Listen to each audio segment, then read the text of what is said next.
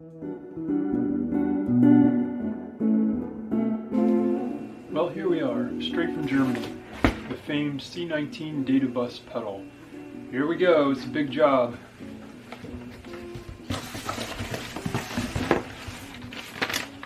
Receipt. Mounting box. Whole lot of parts. Whole lot of parts.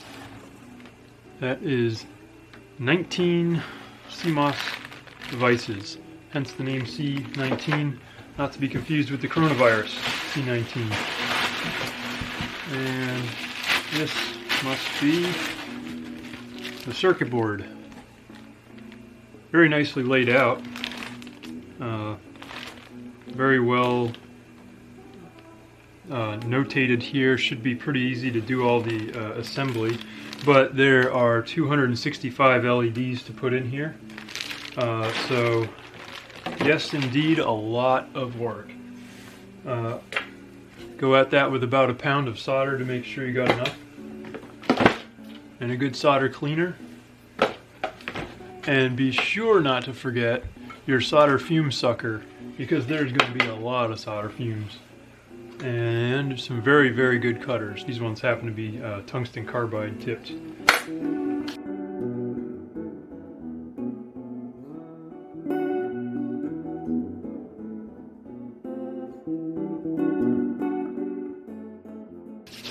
Here we go. No, I didn't see instructions. We'll have to find those on the internet.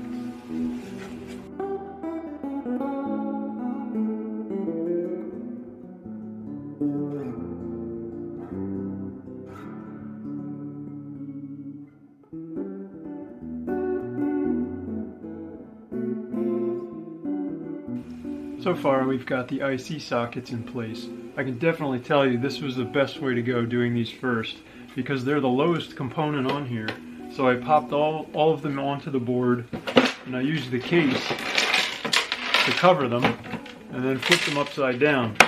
That way they all stayed in the same plane, and I was able to solder the first pin on each one of these guys, then go back and push on the back side of it while I touched it again to make sure it was fully seated on the board. Then I went through and I soldered in the opposite pin on each one and did the same thing. That way I ensure that all of the sockets are completely seated first. Then I went back and soldered all of the joints. And everything looks really good now. So we'll probably go ahead and tackle those LEDs next. Ooh boy. Now, of utmost importance is to make sure that you get your LEDs in with the correct orientation. There's a plus marked on each one of these, and I'm assuming that's correct. But we need to make sure we know which lead on this LED is the plus lead. So I've grabbed the 9-volt battery.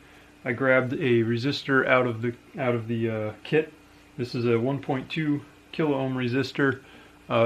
They've left the paper tabs on these and actually written the value on there, so that makes it easy to read. I happen to read color codes just fine, but these are the 5-band ones. They're 1% resistors, good quality. But they've notated it on there, which is helpful, except it's the German handwriting, so it looks like 7,2, but it's actually 1.2. So anyway, usually the LED, the long leg is positive, and the small metal piece inside is positive. So I would guess that this is positive, but I want to be double sure before I put 265 of them in backwards. So here we go. Let's see if it lights up. Alright, there we go. Yep, we have confirmation. Indeed, the long lead is positive. So now we can go ahead, and they recommend soldering one row of LEDs in at a time. So I'm going to put the long lead in first on the positive side. And then we'll flip it over and solder them all in.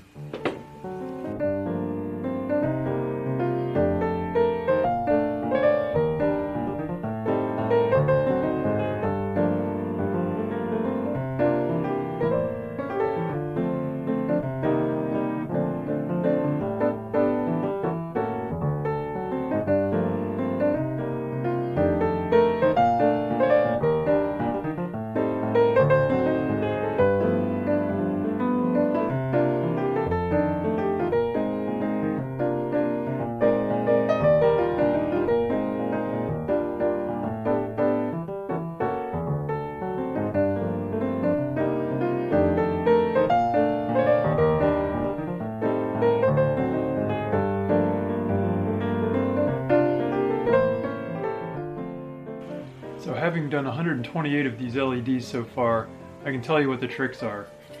First, I like to put the whole row in, and then I use the plastic bag here to flip them over upside down so they don't fall out. I think that's a lot easier than the recommendation in the instructions to bend each pin. That takes a lot of time. Just flip them over and then tack the first lead in on each one of them.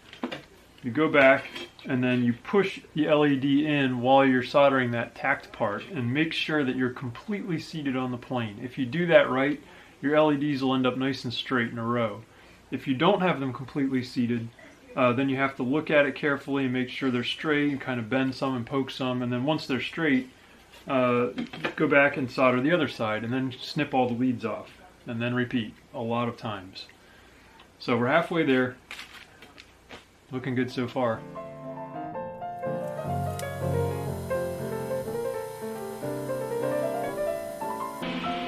Let's demonstrate the 4 LEDs. Bag on, flip it over, and make sure that you solder one of the 2 leads. Doesn't matter which one, just don't solder both of them. Alright, all 4 LEDs are tacked in now, but you can see from there, you probably can't.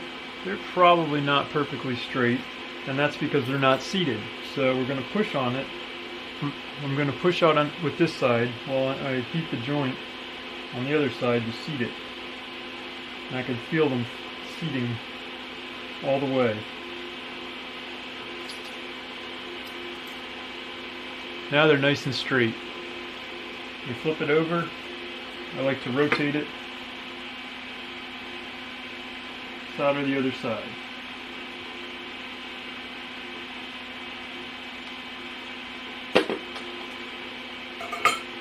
And snip.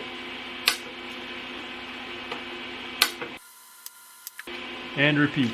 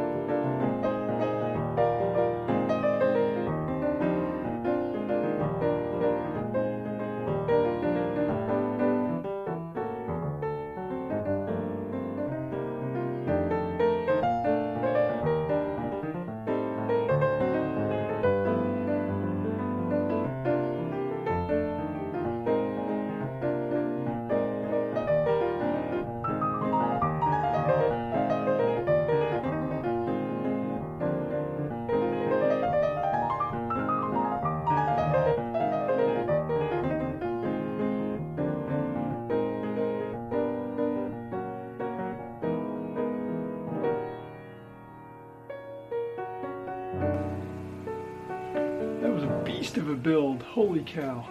That's a lot of parts. Whew. But it's done. Except for one thing. Every single one of these parts that mounts on the panel, the switches, the pots, I only soldered one of the terminals.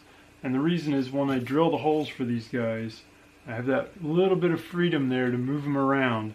And then once I get them all set on the panel, I'll flip it over and finish soldering all those terminals. I think that's a pretty important step, just to make sure everything lines up really clearly. So be sure to do that. But I highly recommend, when you're going through the list of parts, do them in order. There's a lot of parts that you need to follow. For example, C2, C3, C6, C8, C9, C11, C14. If you do them out of order, you're never going to remember which one was which, because once you put it in, you can't see the part number. That's actually not really good form when you're making circuit boards like this. You want to be able to see the part numbers no matter where the parts are. But they didn't do it that way, so once you put the part in, you can't tell what the part number was. So just be sure to do that carefully. So we're getting close.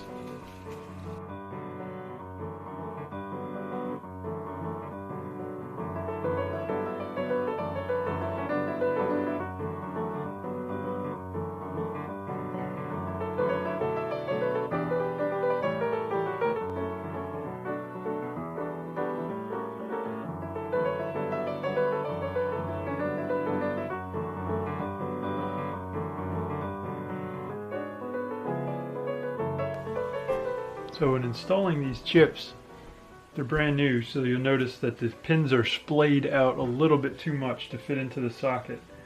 Here's a trick an MIT professor taught me. Just grab it sideways like this and push the pins on the ground onto a table, a flat surface. Spin it over, push the other way, just enough to bend the pins so that they're tight enough to fit right into the socket. This is a 4066, so that'll drop right here. And double and then triple check to make sure that the notch at the top of each one of these chips lines up with the notch on the board, the original circuit board. You might not want to rely on the notch on your socket, although that should also be lined up to the circuit board. But if you made a mistake, then you really want to focus on the notch on the circuit board. So here we go. Keep putting these in. Straighten the pins a bit. Focus the pins down. This is a 4069, so that goes over here. Make sure the notch is correct.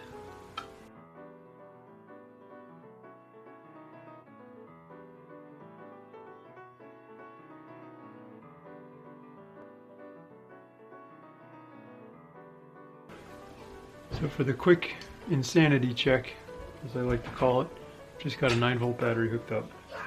And it is indeed counting. It was a minute ago until I shorted out the connector there. So it looks like we've got the thing working a little bit. I'll have to wait till we get home to test it out.